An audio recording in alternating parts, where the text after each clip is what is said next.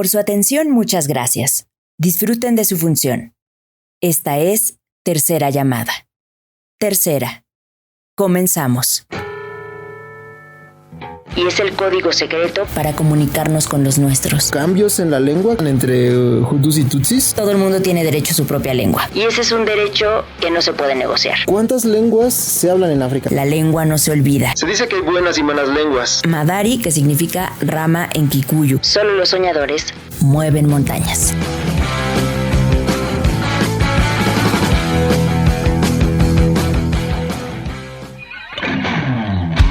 Queridas y queridos animalitos de la creación, bienvenidos al episodio número 7 de Gukumats in the Jungle. Comunicando desde uno de los universos infinitos. Transmitiendo para ustedes porque podemos y queremos. Nuestras redes sociales son Jin-The Jungle en Twitter y en TikTok. Y en Instagram aparecemos como Gukumats in the Jungle. Changuito negro con fondo naranja. Y después de estas, iba a decir merecidas, pero mejor obligadas vacaciones, pues ya estamos de vuelta.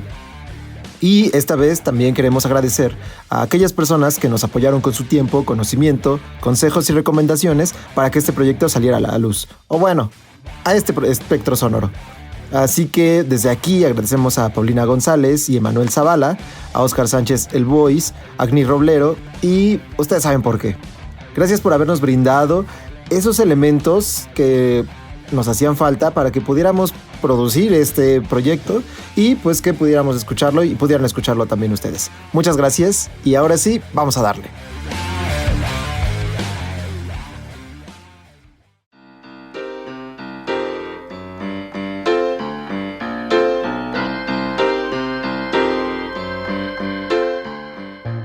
Cuando muere una lengua, muere un mundo. La lengua, las lenguas establecen profundas conexiones entre los seres humanos.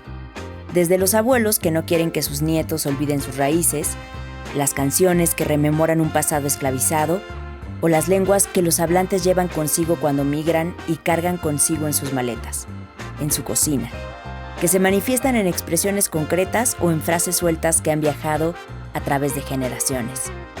Soñamos y en nuestros sueños hablamos también el idioma que nos enseñó nuestra madre. Unos enseñan y otros crean a partir de la lengua. Parece que es un cordón umbilical que nos regresa siempre a casa cuando dejamos nuestros lugares de origen. La lengua es identidad y su belleza radica en que no tiene dueño. El idioma es el arraigo más fuerte de la memoria. La lengua no se olvida y es el código secreto para comunicarnos con los nuestros. Muchas veces nos identificamos por nuestra lengua, nos une y nos acerca a nuestra gente, pero también nos diferencia. No solo de los nuestros, también de las demás. Se dice que hay buenas y malas lenguas, no porque sean buenas y malas, o sí, sino porque también es una forma en cómo designamos y atribuimos valores, significados y símbolos a lo que nos rodea, a la realidad, a nuestras realidades, a nuestras parcelas de la realidad. No tiene dueños, pero nos pertenece. Cambia con nosotros, cambia con la realidad, las realidades, nuestras realidades. Nos transforma y la transformamos según la ocasión, según la compañía y según nuestra intención. Este episodio va de eso, de realidades y como siempre, de historias. Eso. ¡Salud! ¡Salud!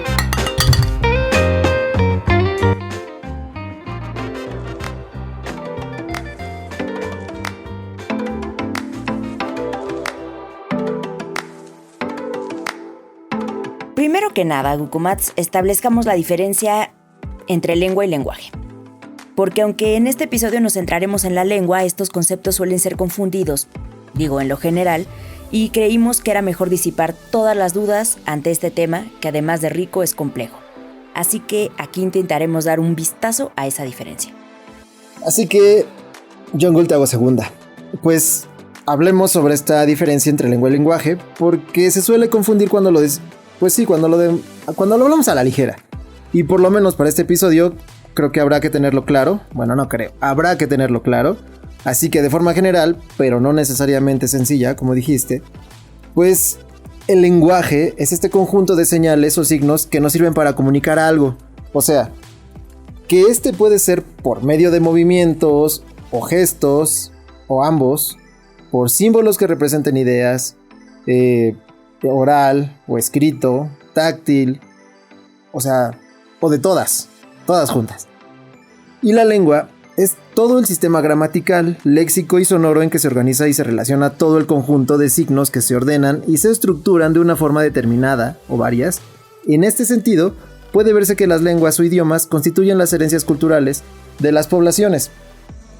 Además de que podríamos decir que son productos de convenciones sociales de las poblaciones o grupos humanos. Sí, son muchos los aspectos que se pueden analizar, debatir o ahondar sobre la cuestión de la lengua, como constructo y como concepto, así como los asuntos que se derivan de las lenguas, consideradas como casos particulares. Lo que sí podemos decir es que la lengua como tema de estudio es inagotable, y requiere, sin temor a exagerar, dedicar la vida a complejizar en todos los matices y campos de análisis desde los que se puede ahondar. Y qué mejor que arrancar con parte de las reflexiones de un defensor acérrimo de las lenguas originarias, el keniano Ngugi wa Thiong'o. Está en Kikuyu ese nombre, entonces tendría que ser algo así como Ngoge wa Thiong'o, porque lleva diéresis en la U y en la I. Es autor de uno de los libros centrales en la defensa o en la relación de la lengua con la historia, y también cómo la lengua ha fungido como fortaleza frente a las invasiones coloniales de los territorios no occidentales. Decolonizando la mente es un libro publicado en 1986 que recoge mucha de la visión anticolonial, erigiendo a los idiomas originales u originarios como matrices de resistencia al colonialismo. Pero a ver, ¿cómo se sintetiza el contenido de Decolonizing the Mind? Porque no está escrito en Kikuyu, está escrito en inglés, la lengua del colonizador. Pues wa Thiong'o apunta a que esencialmente todo el mundo tiene derecho a su propia lengua. Y no solo a la lengua, sino a todo lo que una lengua contiene. La historia, la cultura, los sistemas de conocimiento. Y ese es un derecho que no se puede negociar. Él dice, esta es mi base. Y desde esa base tú puedes conectar con el resto de las lenguas y las culturas del mundo. Cuando añades lenguas a tu propia lengua, eso es empoderamiento. Y por el contrario, si conoces otras lenguas, pero no conoces la tuya, o bien la sustituyes, eso es sometimiento. En opinión de muchos lingüistas, para aprender en una segunda lengua es fundamental tener una sólida base en la lengua materna. Dicho por Ngugi, el autor al que hemos hecho referencia, la apuesta a favor de las lenguas africanas parte de su propia lengua, el Kikuyu. Pero añade que puede usar otras como el inglés, por ejemplo, cuando eso es necesario. Para cuestiones prácticas, la lengua es netamente un asunto de relaciones. Por otro lado, especialistas de otros campos consideran que a la lengua propia se le pueden sumar otras, incluidas las que se pueden llamar coloniales. Para el caso del continente africano, inglés, francés, portugués, holandés y español. Sí, señor, el español. El español se habla en África, en un país que se llama Guinea Ecuatorial. Tomando en cuenta que la mayoría de los países de los sures globales, como hemos hablado en otros episodios, son trilingües, cuando menos, digamos que la composición estándar de ese multilingüismo se expresa en la lengua materna. Por ejemplo, el Kikuyu en Kenia. La lengua nacional, que sería la mayoritaria en un país, la que suma a grandes comunidades, en este caso el Swahili, y finalmente el inglés, francés u otro idioma global o el idioma del colonizador. Eso, global y colonizador, un día hay que hablar de eso. Sí. Pero bueno, ahora que dices esto sobre que la mayoría de los países de los sures globales son trilingües o no sé si multilingües, ¿puede decirse que dependiendo del contexto hay ventajas y desventajas en el hecho de ser hablante de una lengua? Parece obvia la pregunta, pero creo que la respuesta no tanto. O por lo menos no tan simple. Y además, pues hablando de los sures globales, podríamos decir incluso que el colonialismo tiene algo que ver con eso, ¿no? Pues sí, pienso que hay dos cuestiones relacionadas con la lengua y la trampa del colonialismo. Que efectivamente ha establecido relaciones de poder desiguales que no responden a relaciones normales de las lenguas o que establecen sus hablantes en contextos no colonizados, por lo menos no por el mundo occidental. Un ejemplo muy ilustrativo y un ejemplo muy triste y trágico, es el de Ruanda, que tuvo como resultado el genocidio de 1994. Ruanda es un país muy pequeño de África Oriental. Y a diferencia de los demás países africanos caracterizados por su multiculturalidad, está habitado por un solo pueblo distribuido en 18 tribus y únicamente dos etnias. Cuando digo tribus, es porque ellos mismos en África, cuando nos ha tocado, cuando me ha tocado estar en África, no dices a qué grupo étnico perteneces, porque nadie te sabe responder, te dice mi tribu es esta, ¿no? O aquella. Entonces esto, pues nada más como para que no haya algún conflicto de ser políticamente incorrecta, pues sí son tribus, 18 tribus, y únicamente dos etnias, y esto es lo más interesante del asunto. Y se dividen en Hutus y Tutsis, que desde hace siglos comparten la misma cultura, religión y lengua. Las categorías de Hutu y Tutsi se basaban en el linaje y en la ocupación económica. Los Tutsis se dedicaban a la ganadería básicamente y los Hutus a la agricultura, esto antes de que llegara la colonización. Y estas categorías podrían modificarse si una persona cambiaba de ocupación o cuando se celebraban matrimonios interétnicos. En 1923, y ahí es donde la puerca torció el rabo, literalmente, la República de Ruanda fue colonizada por Bélgica. Hay un libro de Vargas Llosa que se llama El sueño del Celta, que habla de cómo justo Leopoldo II infringió el colonialismo más cruento físicamente, psicológicamente, de todos los que ninguno fue bonito, pero de todos los que hubieron en el continente africano, porque, bueno, narra un episodio de cómo castigaban a la gente y cómo los colonizadores llevaban consigo un látigo de piel de hipopótamo, que es bastante ligero, pero que al momento de golpear la carne, en este caso la carne de la piel de los congoleses en ese entonces, pues deja un surco muy, muy profundo. Entonces, pues hay muchas historias de eso, ¿no? Este mismo caso, o sea, Bélgica colonizando a un país, fue lo mismo que le pasó a Ruanda, que fue en 1923 cuando llegaron los belgas. Los colonizadores consideraron que podían gobernar mejor si segmentaban a la sociedad, de tal manera que convirtieron la división social en una división racial. Se asociaron con la Iglesia Católica y los belgas instauraron un nuevo orden social. Manipularon la historia de Ruanda para crear una jerarquía de carácter racial, argumentando que la minoría tutsi constituía una raza superior, más civilizada y más cercana a los europeos que los hutus. Incluso llegaron a afirmar que los tutsis eran europeos bajo piel negra, por sus rasgos físicos, y que por lo tanto eran más aptos e inteligentes para gobernar. Esta interpretación era el reflejo de las teorías racistas que imperaban en Europa a principios del siglo XX. Entonces, creo que los sistemas de desigualdad han distorsionado los procesos de empoderamiento de las personas y la relación de esas personas con sus propias lenguas, ergo con sus propias identidades. ¿Sabes qué? No lo había notado, pero fue hace 100 años. Mira. Bueno, y por ejemplo, ¿sabes si hubo cambios en la lengua que utilizaban entre Hutus y Tutsis?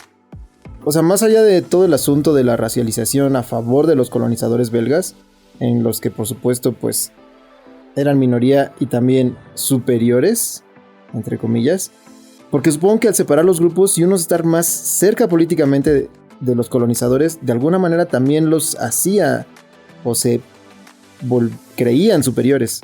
¿Sabes si eso influyó en la lengua? Sí, ese punto que tocabas me parece importante porque sí sucedió, o sea, el problema también es que las lenguas Gukumat se han utilizado para asegurar esas desigualdades del sistema colonial y esas relaciones entre las lenguas reflejan esas relaciones de desigualdad justamente. Y por eso me estaba refiriendo al caso de Ruanda, porque ahí la lengua era la misma, el Kinyarwanda. Y ahí viene mi segundo punto sobre el colonialismo y la lengua o el idioma. La lengua no solo puede utilizarse como un escudo, también puede utilizarse como una herramienta para el control económico, para el control político, para mover a la gente, ¿no? Para movilizar comunidades. Pues en Ruanda la población, por ejemplo, fue sometida a mediciones raciales para determinar las supuestas diferencias entre ambas etnias. En 1932, las autoridades belgas introdujeron en el sistema ruandés cartillas de identificación, o sea, nazismo, fascismo y todas esas cosas, ¿no? Y de acuerdo con el censo realizado ese mismo año, y los datos de los colonizadores, el 84% de la población era Hutu y el 15% era Tutsi. Esto por mediciones, o sea, con un manualito que ellos tenían, ¿no? Y el color de piel y que si era más claro, etc. La nariz era un rasgo que según ellos permitía identificar si había una nariz más amplia de aletas, eras Hutu, y si era más afinada, eras Tutsi. Ya hablaremos alguna vez de por favor, especialización sobre la morfología de la gente. Bueno, pues las políticas de discriminación implementadas por los colonizadores dificultaron las relaciones dentro de Ruanda, y desde ese mismo momento se exacerbó el odio entre los grupos que conformaban al país, y que desembocó en el asesinato en 100 días de 800,000 personas en 1994. ¿Les suena algo Bill Clinton, aparte de Mónica? Sí, pero no. No pensé hizo que tanto. No hizo nada, mandó dinero, se cree que armó a ciertos grupos. Sí, como siempre. Y la ONU seguramente brillaba por su ausencia. Indolencia, sí. Y en el que, de acuerdo a diversas fuentes, los medios de comunicación, y esta es la parte que tiene que ver con la lengua específicamente, principalmente la radio de las Mil Colinas, conocida como RTLM, se encargó de difundir mensajes de odio y hacer que la matanza se diera mucho más rápidamente. Se trataba de una emisora que divulgaba el odio y preparaba a los oyentes para la violencia que iba a pasar, ¿no? La emisora sirvió de una plataforma para las ideas que ya circulaban en Kangura, que era una revista extremista fundada en 1990. Tampoco es que estas cosas se dieron de un momento para otro, ¿no? Son procesos de años, incluso de siglos, para exacerbar este encono y estas diferencias entre personas, ¿no? En las semanas que precedieron al genocidio de abril del 94, la emisora, la de las Mil Colinas, amplificó su propaganda anti-Tutsi y pro-Hutu. Los programas usaban un lenguaje cada vez más deshumanizador para hablar de la minoría Tutsi. Se consiguió así movilizar a civiles Hutus contra los Tutsis. Por ejemplo, la historiadora Alison DeForge escribió que una vez que el genocidio había comenzado, los líderes del gobierno utilizaron la emisora para promover mensajes de violencia en lengua kinyarwanda, y de ahí la rapidez con la que el genocidio se concretó.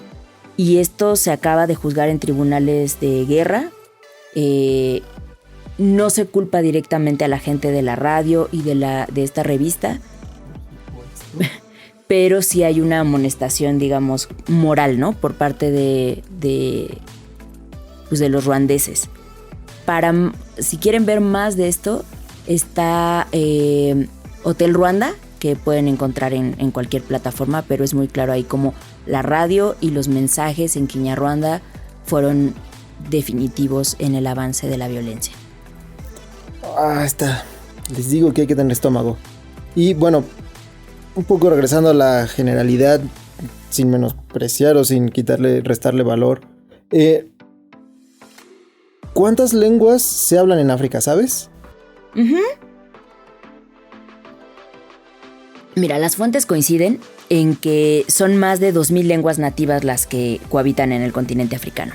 Y brevísimo, pero creo que importante, se distribuyen en 4 grandes familias lingüísticas: la afroasiática, la nígero-congoleña, la nilo-sahariana, el suajili, por ejemplo, es de esa rama, y la khoisan. Y a ella se suma la familia austronesia, pues de ella proviene la lengua hablada en Madagascar, que es el malgache. Abonando a lo que decías, entre las más habladas, las lenguas más habladas en África se encuentran el suajili, el hausa y el igbo. El suajili, por ejemplo, en África del Este, el hausa en Ghana, en algunos países así, el igbo en Nigeria. Y tan solo estas tres, juntan 150 millones de hablantes aproximadamente. Así, al día de hoy, del total de 54 países que tiene el continente africano, 27 han adoptado como único idioma oficial un idioma europeo. 18 países tienen entre sus lenguas oficiales un idioma europeo y tan solo 9 países tienen como idiomas oficiales sus lenguas nativas, a pesar de que la gran mayoría utiliza un idioma europeo como lengua franca. Tenía que ser. Sí, es una lucha fuerte la de darle espacio a las lenguas originarias. Y en gran parte de los países de África se hablan numerosas lenguas. El ejemplo más claro sería el de Nigeria. Ahí se hablan alrededor de 250 lenguas diferentes Y ahí estamos hablando del país que más gente tiene, o sea, el país más poblado de África. Eso hace que sea uno de los países con mayor diversidad lingüística. Otro dato interesante sobre las lenguas del continente africano es que el árabe, por ejemplo, no solo se habla en el norte del continente, sino también en otros países que están, o sea, subsaharianos, como las Islas Comoras, Djibouti y Somalia. Solemos pensar de este lado del charco, en América, por lo menos en América Latina, y desde este pensamiento occidental y colonizador que al final adoptamos para muchas cosas, que ser multilingüe, políglota, pues es una ventaja, ¿no? O un signo de distinción, por decirlo de alguna forma. Pero parece que en estos casos no lo es tanto. Bueno, además también es porque esta cosa de son ciertos idiomas, ¿no? Los que preferimos aprender porque nos vuelven exitosos, interesantes, etcétera. Pero bueno, muchos parece que en este caso pues no lo es tanto, ¿no? Y ya que estamos en esto, es posible ver en estos territorios y poblaciones que mencionas una desigualdad social que pueda estar basada en la lengua. Porque justo, ¿no? Que puede pensarse que de este lado, lo mismo, de Latinoamérica, que puede pensarse y sentirse orgulloso de hablar muchas lenguas o poder comunicarse en muchas lenguas, pero por supuesto en lenguas muy específicas, las de siempre, inglés, francés, alemán, porque pues de alguna manera también se puede notar que existe cierta discriminación sobre qué lengua se elige aprender. Piensa un poco en tu caso, tú hablas suajili, pero también creo que es poco común que la gente elija hablar suajili, a menos que vivas en África. Y puede ser solo mi ignorancia, como siempre, pero ¿conoces muchas personas aquí en ese territorio que hablen suajili? Si te soy franca, o sea, conozco cerca de 20 personas que hablan suajili, o sea, en mi vida en América Latina, ¿no?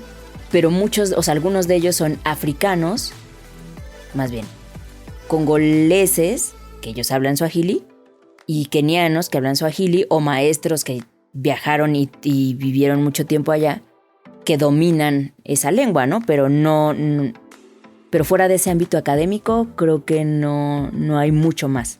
También podría ser las poblaciones de los grupos de corredores kenianos que hay, que también pues están comunicando en suajili, pero... Pero solo entre ellos. Sí, claro. Ok. Sí. Porque, digo, aunque es el mismo alfabeto, por ejemplo, sí no es muy claro entender de repente ciertas cosas, ¿no? Esta pluralidad lingüística creo que hace de los africanos ciudadanos bilingües, trilingües y multilingües. Hablar muchos idiomas no es signo de distinción, necesariamente, sino de necesidad, ¿no? De adaptarse al contexto. Pues la convivencia entre tribus o grupos étnicos, antes enemigos o lejanos y ahora compatriotas, y esto se vio mucho más claro en el reparto que se hicieron con la conferencia de Berlín a finales del siglo XIX, que un grupo que hablaba la misma lengua quedó dividido por una línea que literalmente la hicieron, como ya hemos dicho, con transportador y escuadras, ¿no? Grupos enemigos quedaron en el mismo sitio y un solo grupo quedó dividido por una línea política, ¿no?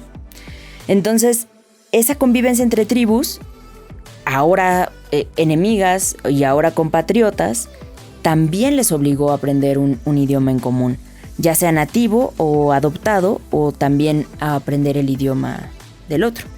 Oye, y por ejemplo, y esto sí es mera suposición, en este caso, bueno, un poco en que si son multilingües por necesidad, ¿crees que preferirían no tener que hablar o aprender tantas lenguas? Justo regresando al punto de que por acá hablar muchas lenguas es una característica de distinción, pero en la situación de estas personas, pues parece que no tanto, ¿no? Aunque también recuerdo, justo que dijiste en un capítulo anterior, que para entender África o a la gente en África, pues casi tendríamos que volver a nacer. Entonces tal vez también esto tenga que ver justo con mi visión, pues desde acá, de un sur global o de un sur distinto a ese sur, ¿no?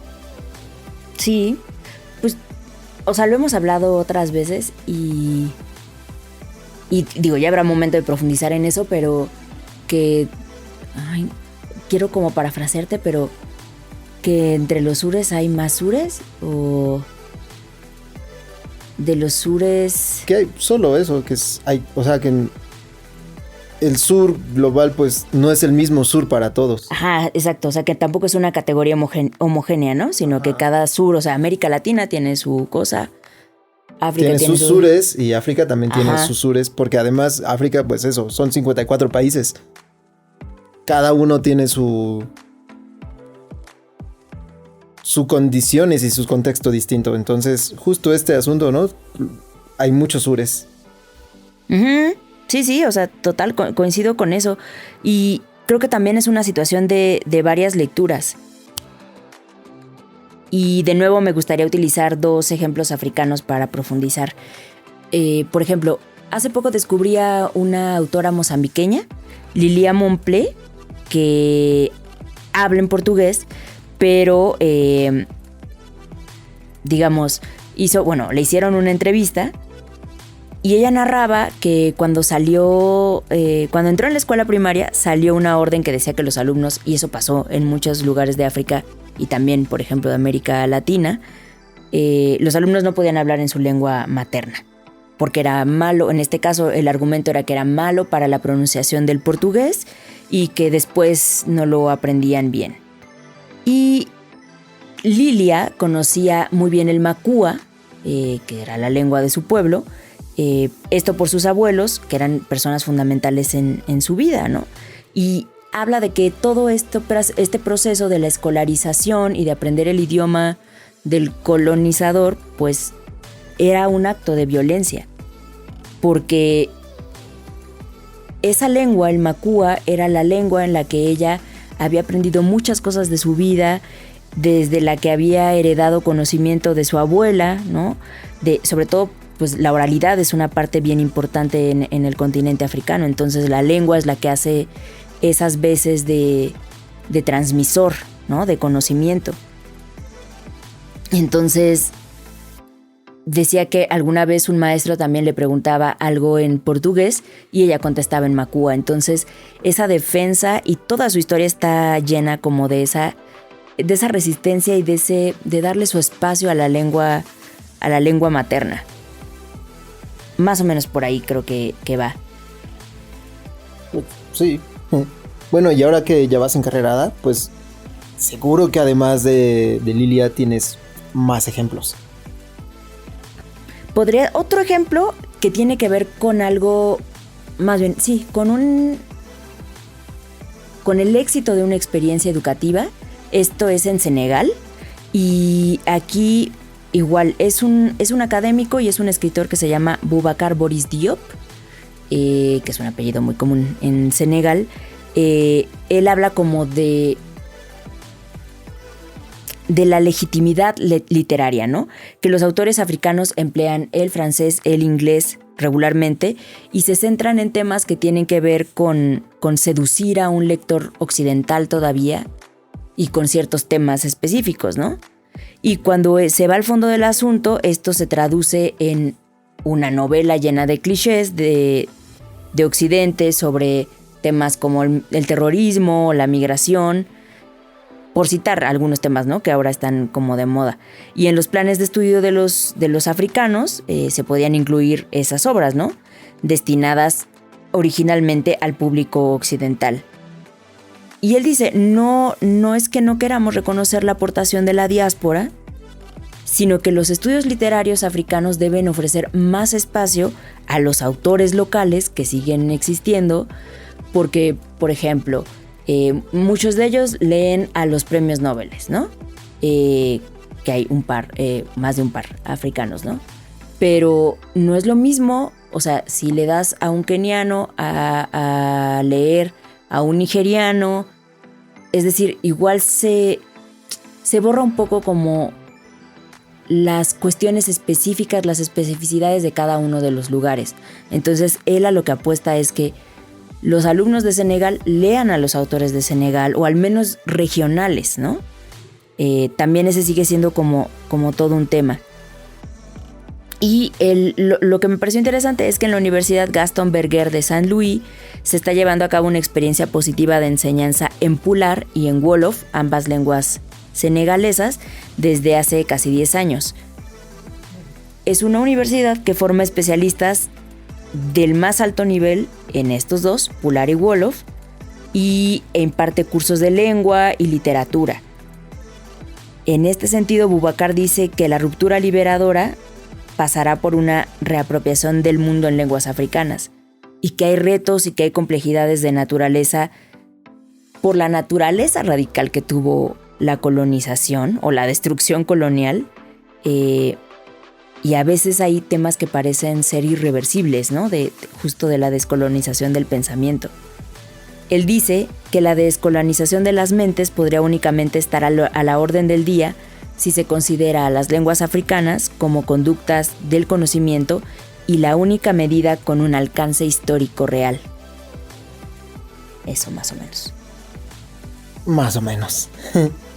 Bueno, pues ahí tienen, queridos animalitos de la creación, tan solo hablando de la lengua, con la experiencia que tiene Jungle en África y todo lo que nos puede compartir y además que quiere compartir.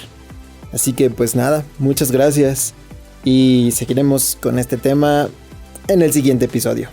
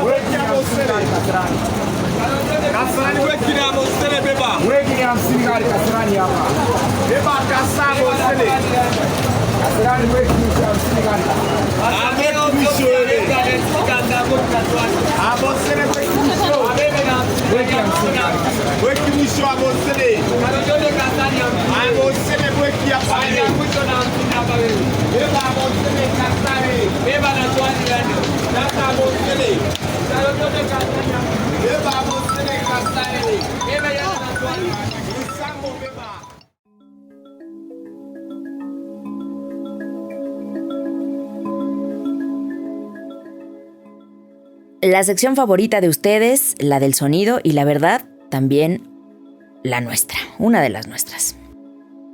Gracias Efantas, Kariuki, amigo keniano, Jambo Puana, Na Asante, eso quiere decir como gracias hermanito y sí, pues muchas gracias. Gracias por este audio que ocurre en el paradero de autobuses de Madare, uno de los slums más grandes de África del Este, ¿no? Más grandes de África del Este. El nombre de Madare procede de la palabra Madari, que significa rama en Kikuyu. Durante la época colonial, Madare era una cantera donde se extraían piedras para construir Nairobi, básicamente. Entonces, no era un valle. Se convirtió en uno a fuerza de que los kenianos cavaron ahí. Una vez alcanzada la independencia, muchas personas empezaron a emigrar a estos espacios en busca de trabajo y con el tiempo cada vez más gente empezó a construir chabolas, favelas. Todo ello sin ningún plan de arquitectura, por supuesto. En la actualidad, Madare, de donde proviene el sonido que acabamos de escuchar, tiene una población de 96,000 personas que habitan en una superficie de 1.5 kilómetros cuadrados. Ahora imaginen la escena muy similar a un paradero de autobuses en América Latina, mucho más uno de México, donde están las combis, los taxis, los autobuses que se están distribuyendo para brindar servicio a las personas, ¿no? En este caso. Indios verdes. Luego no sé si se distribuyen o si nada más se acomodan y a ver qué pasa. Pero ese orden es como una cosa implícita, ¿no? El desorden me parece que es implícito, el orden no sé qué tanto. O sea, más bien yo digo que es un caos ordenado un poco. Sí, es una manera de decirlo. O sea, tú perfectamente en Indios Verdes sabes dónde sale el... Sí, pero supongo que también tiene que ver con el desorden que nosotros mismos tenemos y hacemos y que generamos. Pues algo así en Nairobi, ¿no? Entonces, como ese paradero, hay muchos en la capital de Kenia. Y los sonidos que podemos escuchar es que la gente, que los conductores se pelean el pasaje, se escucha la música a todo volumen, tanto de los puestos como de los vehículos, y también se escucha el transitar de la gente yendo a sus lugares de trabajo y al final del día, pues regresando a sus casas.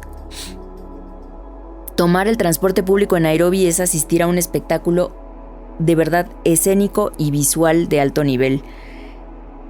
Los autobuses por dentro tienen luces de neón, tienen pantallas enormes, pagan servicio de cable para transmitir los partidos de la UEFA, de todas las... Eso adentro del autobús, camión. Digamos, es como de...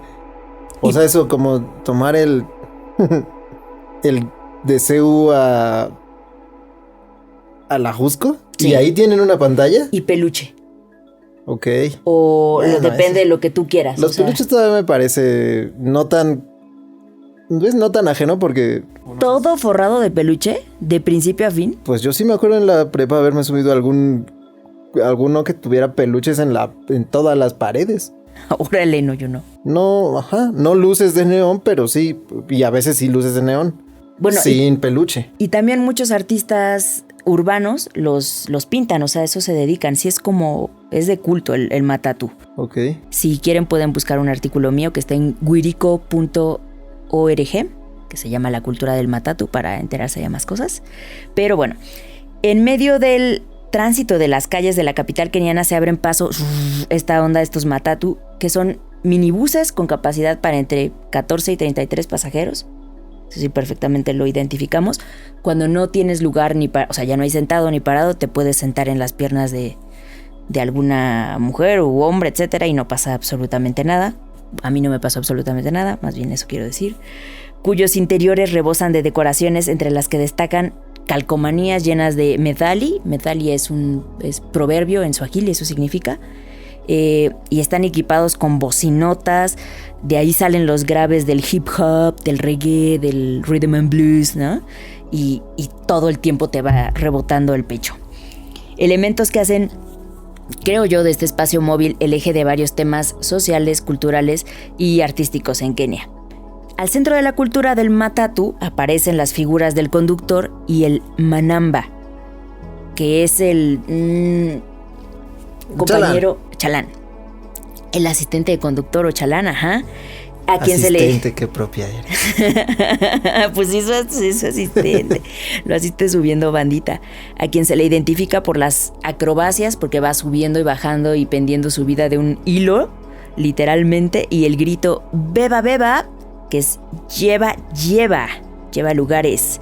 O sea, súbale. Ah, dale. Ok. Pero cubeba es como recoger, o sea, como, sí, recoger sería. Sí, es su manera del súbale, lleva lugares. Uh-huh. Y esto cada vez que se llega a una parada, va silbando, va anunciando los destinos de viaje, todo, ¿no?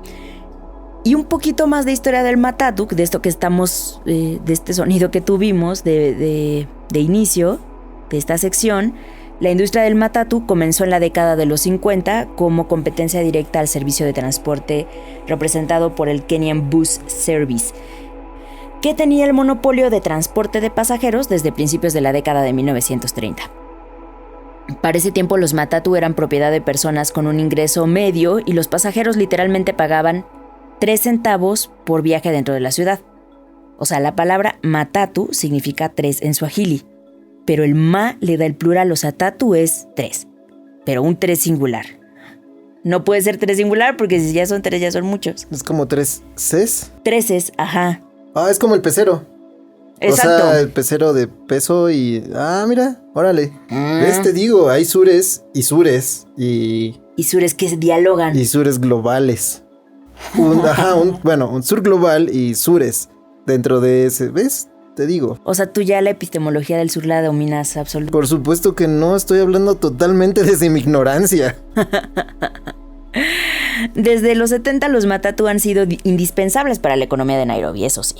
En un día normal, un matatu hace 9 viajes de las áreas residenciales al centro de la ciudad, pues al menos el 70% de los residentes de la capital dependen de ello para su traslado cotidiano. Se estima que al menos 3 millones de personas se desplazan con este medio en todo Kenia cada día. Y si hablamos de costos y distancias, Mathare, por ejemplo, se encuentra a solo 4 kilómetros del centro de Nairobi. Sin embargo, llegar a Mathare te puede tomar tanto 10 minutos como 2 horas. Depende del tráfico, allá no hay manifestaciones, pero del tráfico. Literalmente, o sea, de algo que pase, ¿no? De una variable en el Sí, es como ir de la bombilla, no es cierto, de Perisur a la salida a Cuernavaca. Un viernes en la tarde, 6 de la tarde, bloqueo. Sí. O sabes, me lo puedo imaginar. No es lo mismo que estar ahí, pero puedo imaginármelo. Y más o menos, pero ahí ayúdame tú, también para nuestra audiencia que está en Europa, el precio de los tramos del Matatu pueden ir de 10 a 60 céntimos de euro. ¿Cuánto sería en pesos? 2 pesos, 10 céntimos serían como 2 pesos. O sea, suponiendo que el euro esté a 20 pesos, sí, más o menos. Y 60 céntimos, bueno, pues eso. Se puede hacer ya la regla de 3. Es más barato que, pues por lo menos es más barato que en Madrid. Mucho más. Pero si te salió el acento. Pues es lo que pasa cuando uno se acuerda y se acostumbra. Pero aún así es mucho más barato. Estoy pensando, haciendo la cuenta, si fuera como en el Estado de México, no, o sea, no sale. No sale, joven, no sale. O sea, pues sí, no. Ok. Así el Matatu es una gran experiencia vivirla. Y pues eso, gracias a Fantos Karaoke, hasta Madare, de donde nos llega este audio. Saludos a todos los amigos, a los Marrafiki del Slum y Bisus. Así que súbale, ya sabe. Así que bueno, pues en este universo sonoro se ha llenado de las contribuciones locales, transatlánticas y superestelares, de las que nosotros disfrutamos un montón. Esperemos que ustedes también. Y bueno, también muchas gracias a quienes nos hayan enviado sus audios. No desesperen, muchas gracias. No desesperen, estamos por agregarlos en los siguientes episodios. Así que hay uno muy bonito de una cueva y de sonidos de la selva. Pero bueno, ya los escucharán. Así que si quieren seguirnos enviando sus aportaciones por medio de los canales ya conocidos, en el Instagram como Gukumatsu in the Jungle, Twitter @Jin, GIN, _The Jungle, de Jungle, THE Jungle, y pues ahora también en TikTok, igual con la misma, de Jin _The Jungle. Sí. Así que súbale.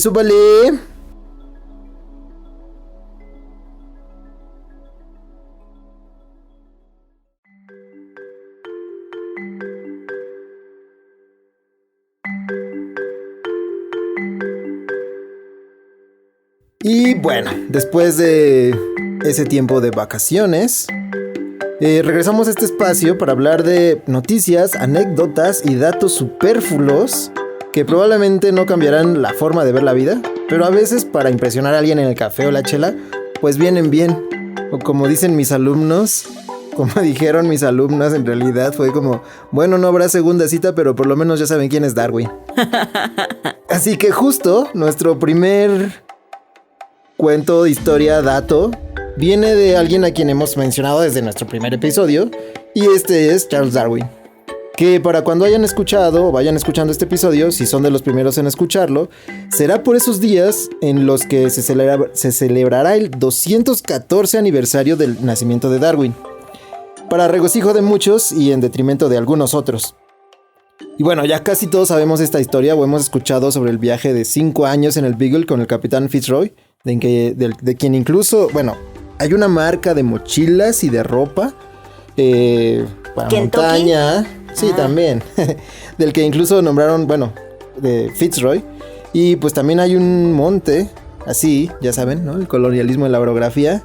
Y bueno, que también es llamado Monte Chaltén, que está muy cerca de la frontera entre Argentina y Chile. Entonces es Monte Chaltén o Fitzroy. Y bueno, de eso hemos escuchado, eso cambiando un poquito de tema hacia Fitzroy.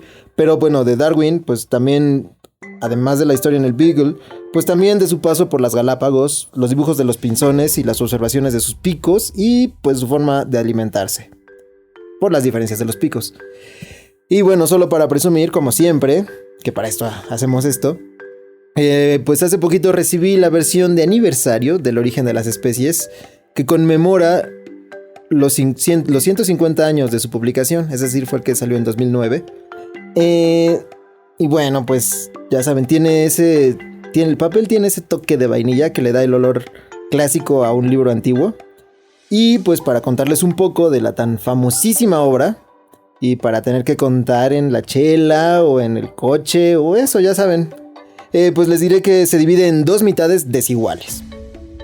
En los primeros 4 capítulos nos cuenta sobre sus observaciones y los fenómenos naturales manifiestos. De hecho, el capítulo 4 es donde profundiza sobre el mecanismo de la selección natural, y el resto de capítulos muestra cómo su teoría tiene la capacidad de explicar otros fenómenos esenciales de la biología. O no. De hecho, explicar, pero a veces por qué puede no funcionar. Incluso existe un capítulo titulado Dificultades de la teoría. Eso sí, pone a prueba la imaginación de las personas lectoras, porque muchos de los experimentos y ecuaciones para trabajar en la teoría pues llegaron casi un siglo después, y al parecer tenía claro que no podía utilizar la terriblísima palabra que comienza con E, porque en ese entonces pues el término se utilizaba para describir el desarrollo de las estructuras embrionarias. ¿Elefante? Sí, casi. Bueno, la segunda noticia es triste para las letras mexicanas y para el teatro.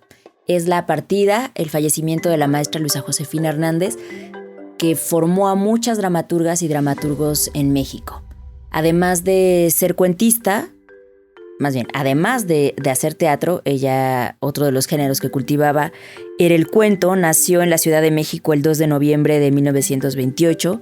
Fue alumna de gente como Rodolfo Usigli, fue formada por directores como Sequizano, que es como una piedra angular del teatro en México. Y en 1950 salió su primera obra de teatro que se llama Aguardiente de Caña. Luisa Josefina también dirigió Radio Educación y el Canal 13 de televisión. Desde este espacio sentimos que es poco lo que se puede decir del genio creativo de Luisa Josefina, como se la conoce en el medio, pero sé que muchos compañeros del otro lado de la compu, del celular, de cualquier dispositivo que nos estén escuchando, se sintieron conmovidos por la noticia. Hubo un homenaje para ella en Bellas Artes. Así es que este año las letras mexicanas pierden a una de sus más grandes estrellas y nos unimos en este espacio a un homenaje y mandando un abrazo a todos los que la quieren y la admiran, a la maestra de la pieza en México. Y por cierto, si alguien todavía no sabe cuál es aquella terriblísima palabra con E, pues es la palabra evolución. ¡Ah!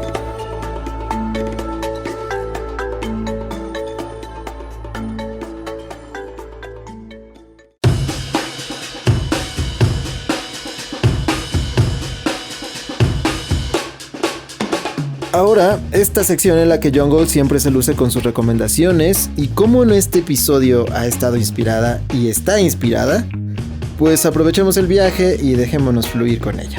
Y aprovechando que estuvimos hablando de Kenia, el libro que les recomiendo es Algún día escribiré sobre África, de Binyabanga Wainaina.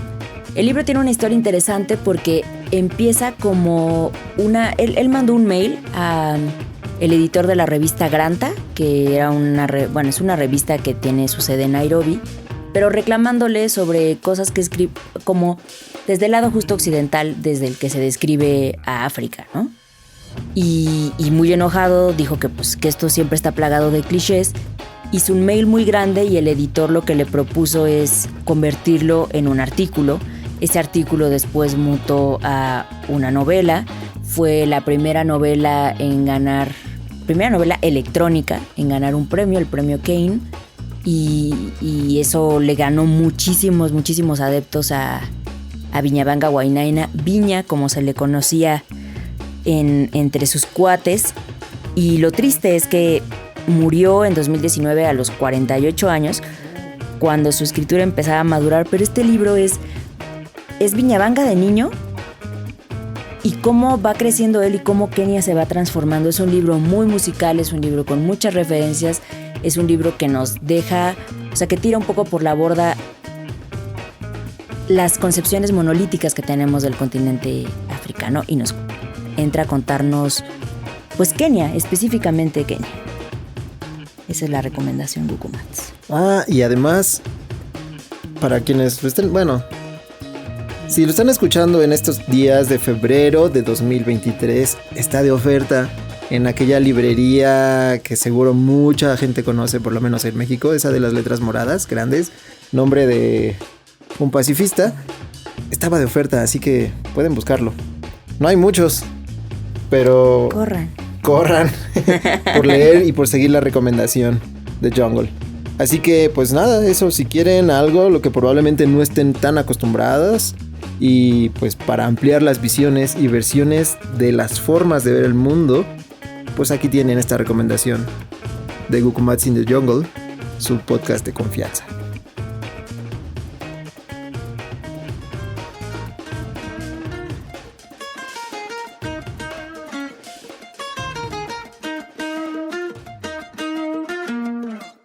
Ya nos vamos. Muchas gracias. Nos escuchamos en el siguiente episodio para seguir conversando e intercambiando visiones y versiones desde la antropología, los estudios culturales y los que se sumen. Y recuerden, solo los soñadores mueven montañas. Muchas gracias, animalitos de la creación. Gracias por resistir hasta este momento. Nos escucharemos la próxima, más pronto de lo que se imaginan. Y bueno, como diría aquel viajero del tiempo, pues nada, es tiempo de volver. Bye. Adiós.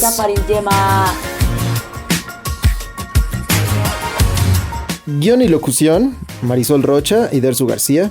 Idea original, Dersu García y Marisol Rocha. Redes sociales, Marisol Rocha. Diseño sonoro, Dersu García. Jeje.